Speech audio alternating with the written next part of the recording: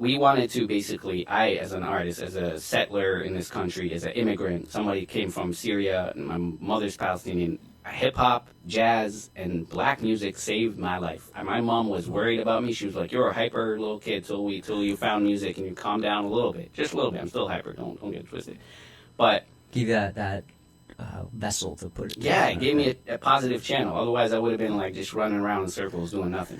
So, listen, brother, this is a Because Design Matters exclusive. 93.3. This is Because Design Matters. We are here with the Tarek one, Funk. the only Tarek Funk. That's right. That's right. I feel like I've been having episodes leading up to this episode because I had Izzy and we talked about Tarek Funk, and then I had Lee Reed and we talked about Tarek Funk, and now I have in the flesh. Can you hear yourself? Yeah. Tarek Funk. Let's go. What up? Right off the top. Brody. You got 60 seconds. This camera. All right. What do you want to promote? Listen, man. First of all, I want to say Free Palestine. That's number one. Number two, I'm going to say that we're playing a show tonight at Halloween. It's Halloween night. We're playing a show at Into the Abyss. We being Soulaquarium, right? It's Izzy, Ahmed, Connor Bennett, Sean DePledge, and Deanna Herrera on the drums. We're called Soulaquarium, and we're going to play a funky show for y'all. It's part of our, introduction to funk history. And, yeah, that's going to be tonight. I feel like Into the Abyss. Since I saw Soulaquarium, that's been a new addition. You have your sonic handle now. I think Izzy invented that sonic handle.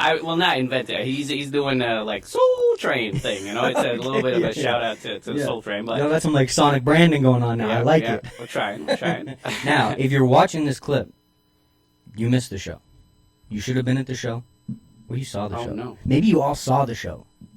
Maybe everyone's seen this clip. Maybe they got a time machine. Maybe they came back. Maybe you could go back.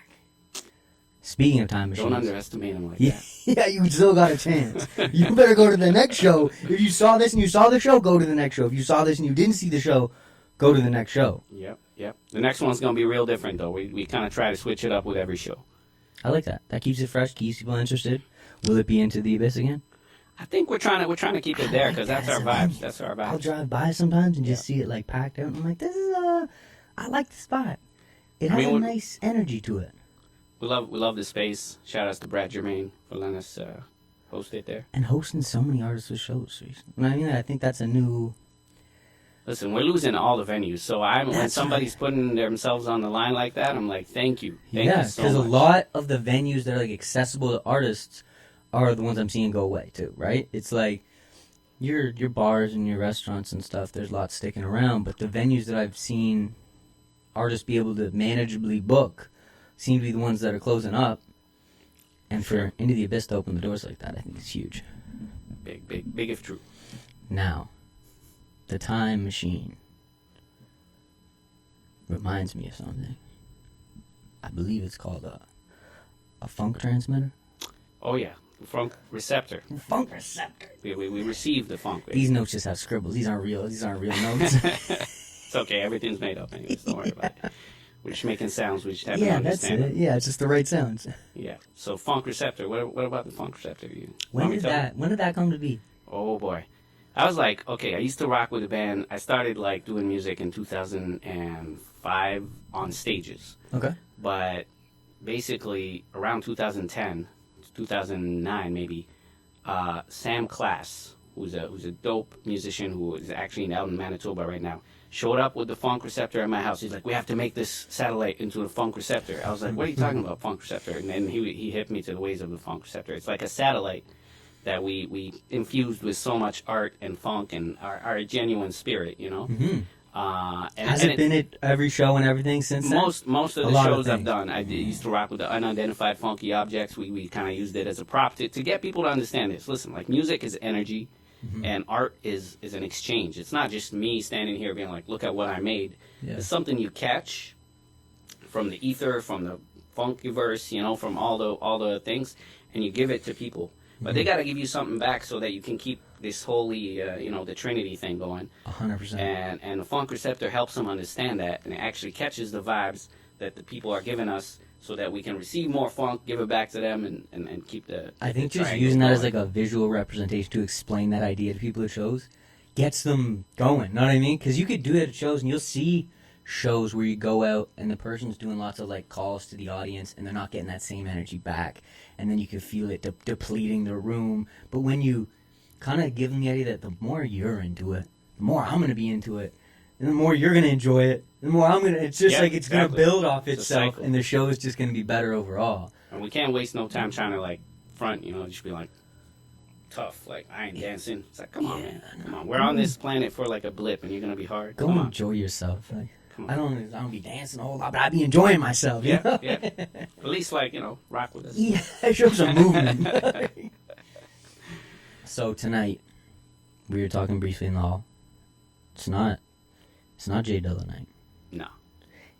but there are gonna be some covers of songs that go on. Yeah.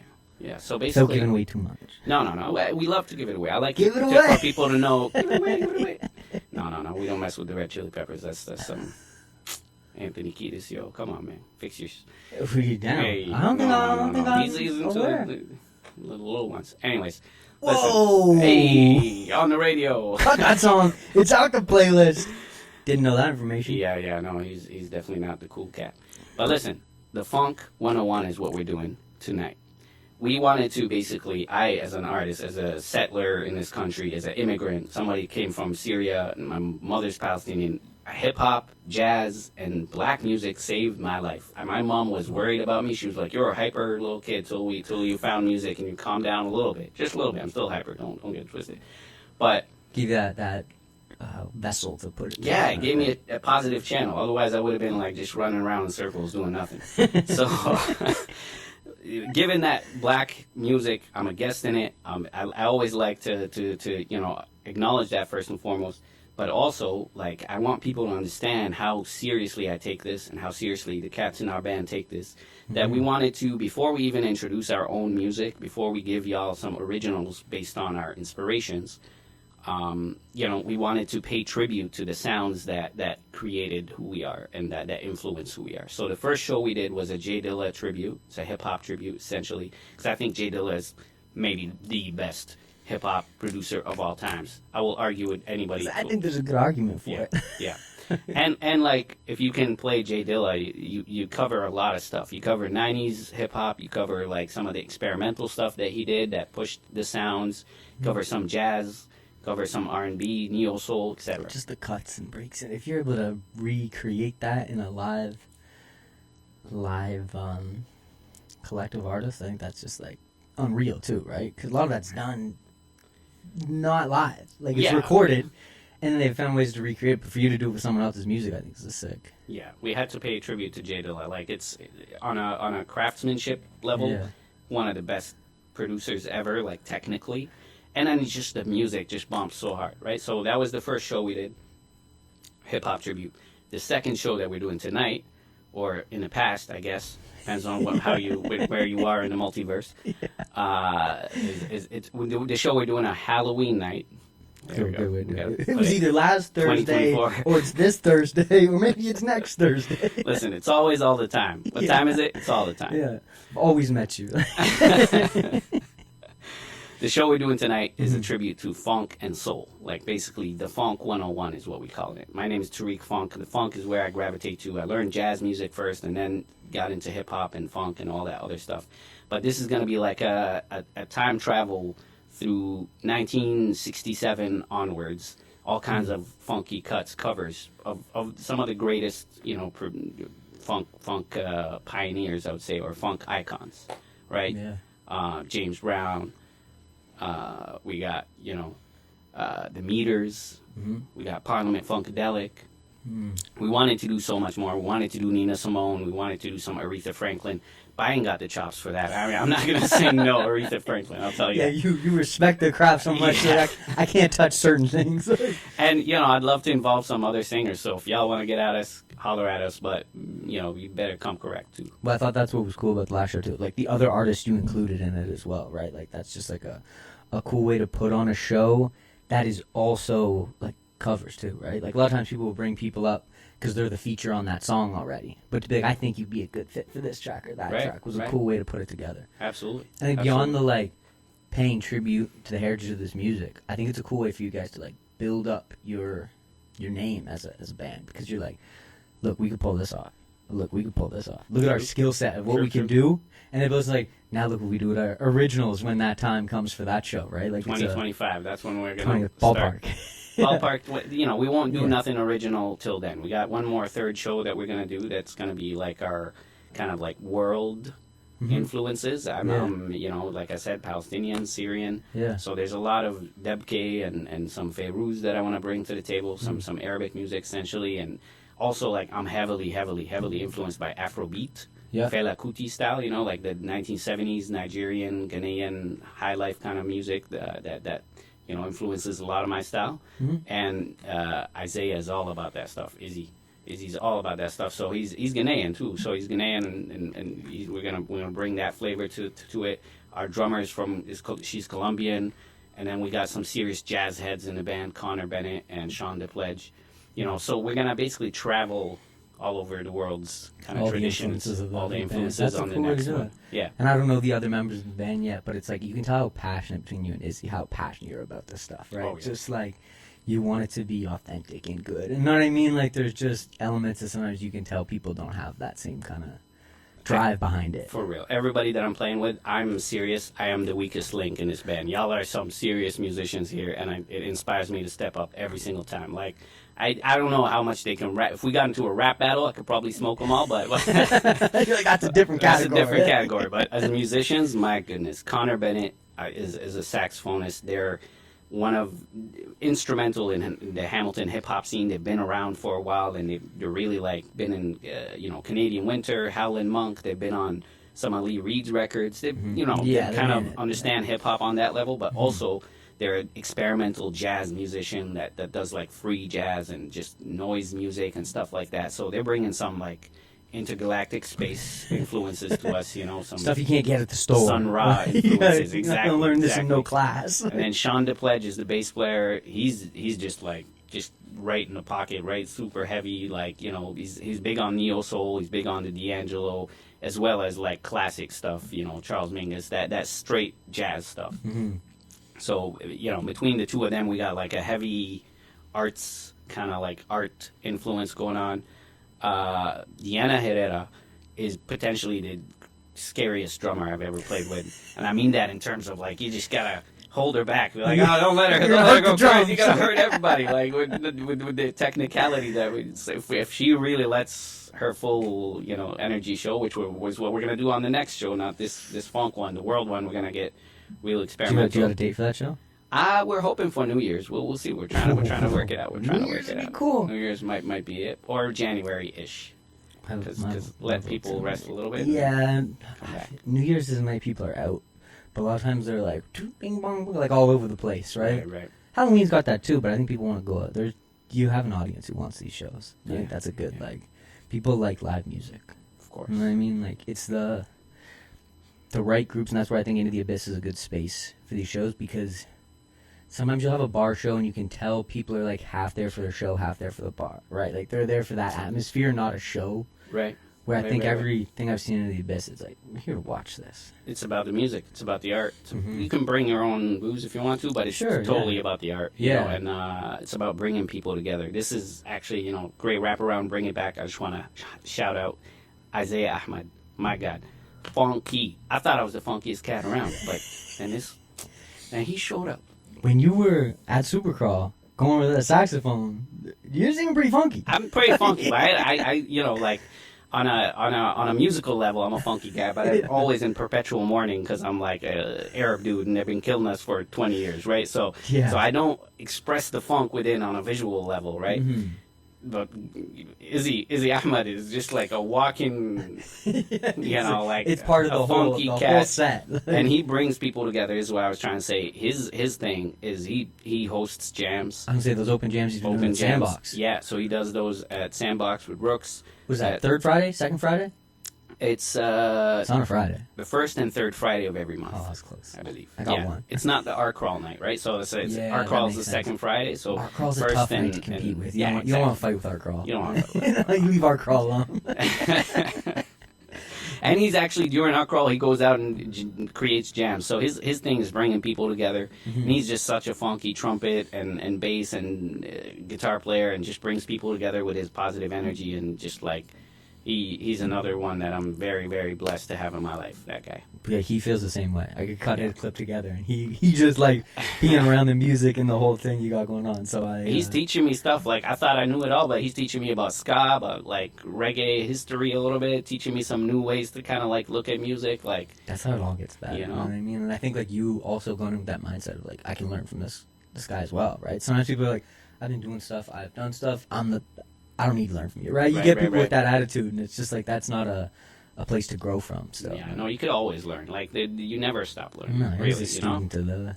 Yeah, there's know, some the stuff craft you or never know whatever. about. Like, there's Yeah. music that, this is kind of what bums me out. There's music that I'll never hear in my life. Like, a style of music that I will never find out about because I wasn't, Yeah. hip to it. I When want it to didn't get know popular everything. enough. Yeah, I'm always Or wanna like, hear it. some subgenre of something that you'll never know unless you're really connected. You That's know? how I feel with like Hamilton stuff. Every time like somebody pops up, it's like good Hamilton. I haven't heard of it before. I'm like, where were you? How didn't I know about you already? Right.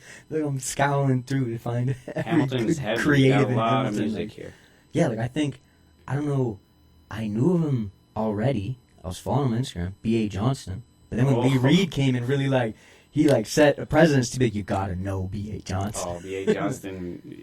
Lee says he's an institution, and it's an understatement. He called him Hamilton's greatest export, Yes. cultural export. Yes. That's what it was. Listen, the first time I met B.A. Johnston, Yeah. I was living and performing at something called Winterfest or something in Prince George, British Columbia. Oh, wow. It was like a cold city full of, you thought it was racist here. Go to where they're sailing a lot. Yeah. No, this is right in the central BC. Okay. Anyways, this Winterfest, it wasn't that well promoted. There was 12 people in the audience, and they had them seated too. I hate seated shows so much. Oh my god, get out your seats. Come on now. Unless you really have to sit down, then I Yeah. understand it. Yeah. The same energy that B.A. Johnston gives at every show, that if you know B.A. Johnston, he just like will walk around and wrap everybody in the mic cable, drink some of your beer, and like put his arm around you while singing about how he's not going to work because a day off is a day off. Just like some working class anthems that are hilarious. Yeah. That same energy that he would give to 100, 200, 300 people here, he gave to 12 people that had no idea who he was, and it was incredible. I didn't even know who he was at the time. I just knew he was from Hamilton, and it was just one of the greatest Yeah, moments to ever. be in a casual setting and see him. I think I just, as you were describing that, realized where I first saw B.A. Jones. He did a like street performance one time, I think. And he like walked the whole street outside. I don't know if it was his house or someone's house. I might have the wrong person, but it sounds like it was him. And that's where I found him on Instagram. And it was Right. like on top of a car, and the whole street was just That outside. sounds about right. Yeah, That as you were sounds about describing, right. I'm like, I think that's where I found him on Instagram. Somebody just reshared, and I was like, whoever this is, I need to know more. The show I was talking about, he was like, people were sitting down, and he was walking on the seats they were sitting in. He was just like, excuse me, I just gotta... Let me just slide through Just real walk quick. on the seat that you were sitting in. They're like, scooch over and let him walk. That's fun. I just saw I went back and great. rewatched. He's got the trailer for Ham Jam, which I don't even know that Features much about. Lee Reed this time. I don't know too much about it, but I know No. there's Lee Reed. I saw the involved as poster. well. I Shout saw outs to Lee Reed on the poster. I'm excited to see what it's about. I saw the clips. Looks like he interviews his mom at Shakespeare's. I don't know. I'm just it's a quick deep dive. A quick deep dive. It doesn't make sense, but Anybody that's willing to keep it as real as him, I have mad respect. Because there's a lot of artists out there, and, maybe this isn't the clip that you want on your show, do Brody, want- but we're going Continue, there. go. We're going there, my friend. There's a lot of artists that play it safe. They don't want to say no political stuff. They don't want to become like me and get no contracts from the city. And Yeah, that's- there's they a lot want of to things. just keep it safe. They're not going to call out how the city gentrified almost all of the artists out of the downtown area and the action squad that pushed out all the problems to the East End and pretended like it didn't happen. Mm-hmm. They don't want to talk about that stuff. Now, there's different ways to talk about it. You could be intense. Like Lee Reed is a very serious artist. He's intense about what he says. You can kind of be like me, where I kind of like to say the shocking stuff, but I like to keep it funky as well. yeah, nice little. Or you neck. could just be hilarious, like B.A. Johnston, and just like still prove your point, still Yeah. say it. Get it in that sweet spot in between, like, and that's what I was even talking to Lee Reed about. Like, I'm trying to navigate more of how to get those messages out there, right? Like, get more of this stuff in the right eye without it just being like Instagram put me on ban the other day, and I was like, well, I'm on ban now. You got all this stuff not getting shared. I was like, for nothing. Right. You're not even talking about Palestine or nothing. Not even talking about nothing that you can put restraints on. And they were like, no, I was selling tickets. I was selling tickets in my Instagram story, and one of the photos I reshared from another person's post was of a girl, fully clothed. Not fully clothed, but... So it was selling the tickets. They were like, you're selling sex. Oh. And I was like, I'm not selling sex. I was like, please review this. I promise I'm not selling sex. AI reviewed it in 1 second and was like, no, you're selling sex. I'm not selling sex. I wish I was selling sex.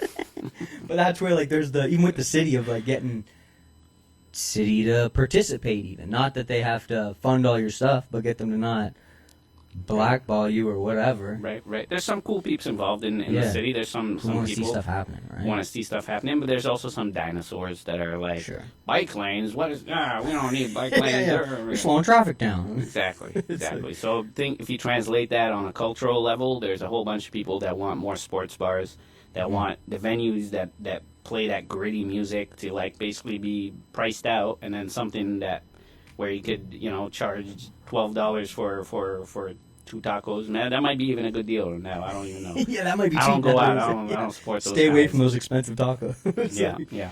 Well, that's where even Lee Reed had the line last week. We were talking about eat your landlord. Yeah. Eat your landlord? Is that the line? Yeah. Eat your landlord. Yum, your landlord. Shout out to Lee Reed. Yeah, we're in a collective called Rhyme Think, myself and Lee Reed. I should shout him out all the time. Yeah. We're like 5 super political MCs from all around Canada. Keda Aquanaut, See Reality, Deliberate. See Reality and Deliberate are a squad too. They're called Test Their Logic, Lee Reed, and myself, and we're called Rhyme Think. Most recently, actually, we put out me and See Reality. He produced all the beats and was featured on some of it, but we put out something called Levantine Poetic Vision. It's a 5-track EP, and I'm selling that EP right now as well as all my music, pretty much from the second that this genocide started in Palestine. I started going like, I can't be making money off music, y'all. Like this is too much. I can't. When there's people to feed over there and there's humanitarian aid to deliver, etc. I can't be taking money off music. So any money that I personally make off music is going to Gaza. It's not even a charity. I have a direct link to Burj Al Barajne refugee camp in Beirut. It's a Palestinian refugee camp. It's been impossible to get anything into Gaza.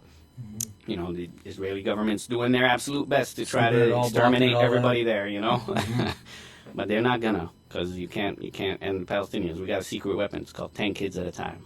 Boom.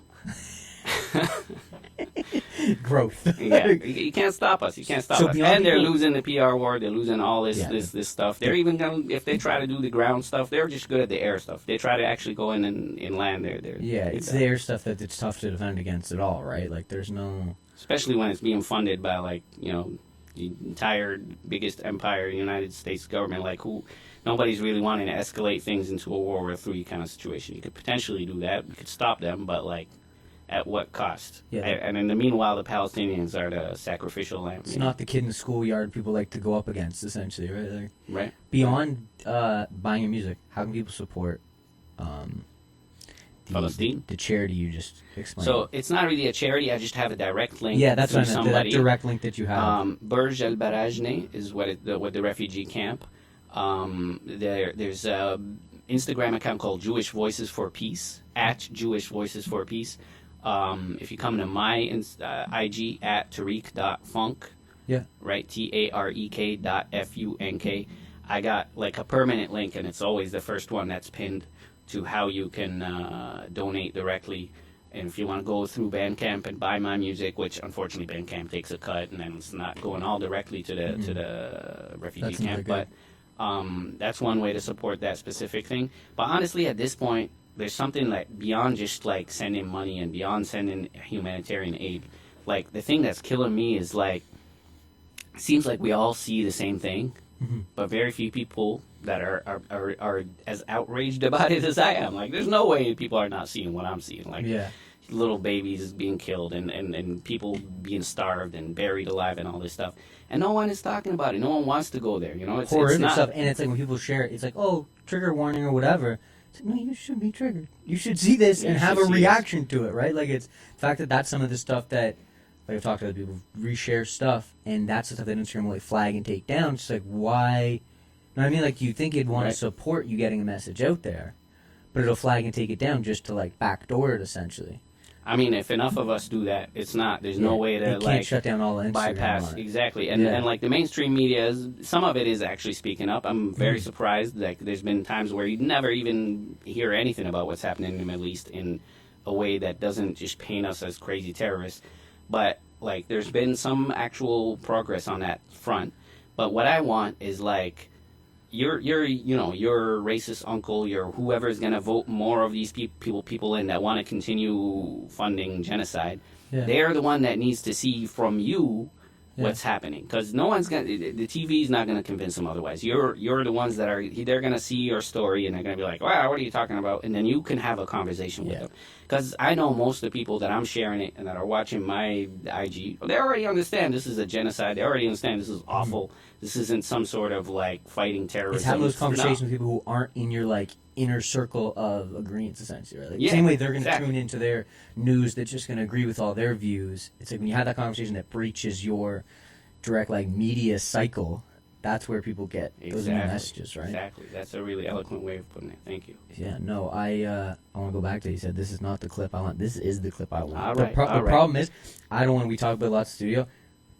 Don't like talking about it with people that don't know anything about it. Okay. People will have it and they'll just go, blah, blah, blah, and not have a clue, right? Right. Like, that's why I briefly talked to Lee Reed last week. Of like, I was excited to have you on because I like knew you're educated on it, right? Like, you're not just seeing a tweet and that's where your whole opinion on it, or whatever, right? Like, people are forming their whole thing just from one social media and having no background research or anything of that sort.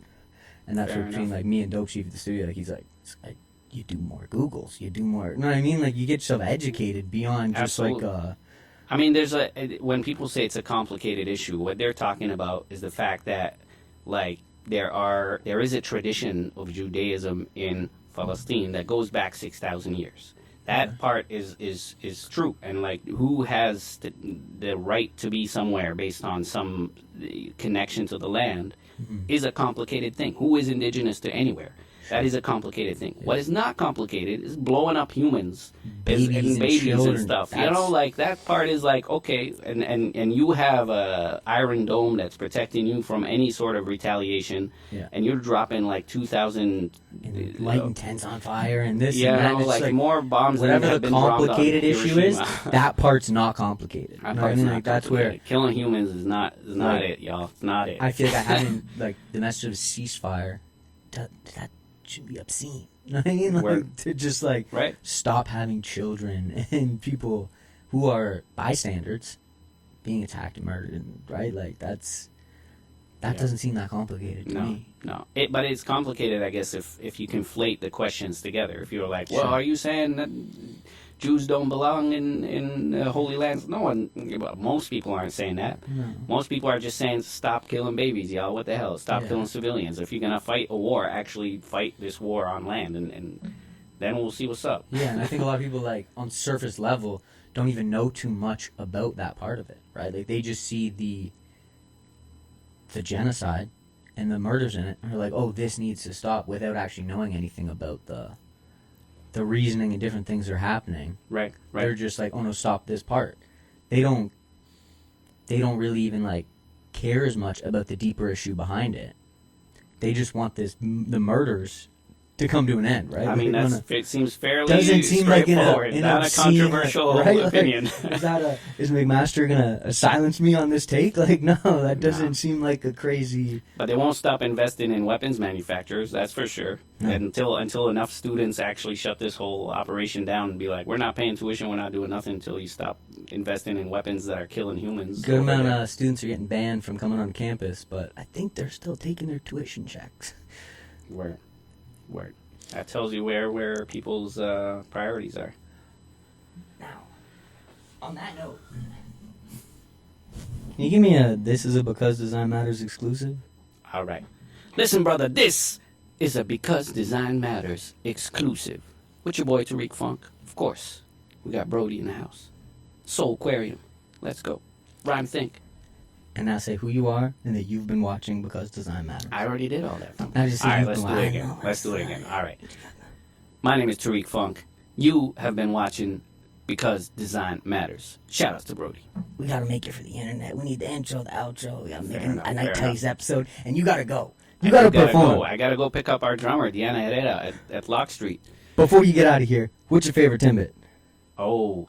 You know, when you asked Izzy that, I thought that was a way to duck out of the Palestine question. So I was going to say, I don't... Is that where... Did I go from that to... Yeah, he was Timbit? like, do something about Palestine. You're like, what's your favorite Timber? I was like, oh, Brody, I no. try to, like, bounce around, right? That's like... Listen, I gotta Tim clip that in Hortons, now. Tim Hortons is on my boycott list because I'm on a boycott, divest, and sanction diet, meaning any company that has any ties to Israel, Yeah. whether they have an operation in Israel, whether they're owned by a multinational conglomerate that also has other branches in Israel, Yeah. I don't touch it. He said I'm not eating a single Timbit. my favorite kind of Timbit is Granddad's Donuts. That's where I go, baby. That's a good You gotta Timbit. go to Burlington and James Street North. That's a family owned business right there. Support your local business, you know. And I don't even buy the Timbits. I buy the donut. I ain't even wasting my time with little cold. Somebody Timbit. Come said on. that the... Lemon stuffed thingy with the sugar, with the powdered sugar we're on there. on Halloween. They said the Ghostbuster donut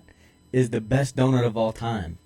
I haven't don't had even it yet. know what it is. I don't know what it is. That It's a sounds Granddad's like donut. Oh, yeah, it It's is. a Granddad's Okay. donut, yeah. That sounded like a gentrifier donut right there. No. The Ghostbuster donut. No. There's It a costs ghost. you $12. It will come with unhousing somebody next door. There's a line in Ghostbusters and it was like, I love to bust. I love to bust. I'm like, how did they Busting get? How did makes me feel good. how did they sneak that in there? That's crazy.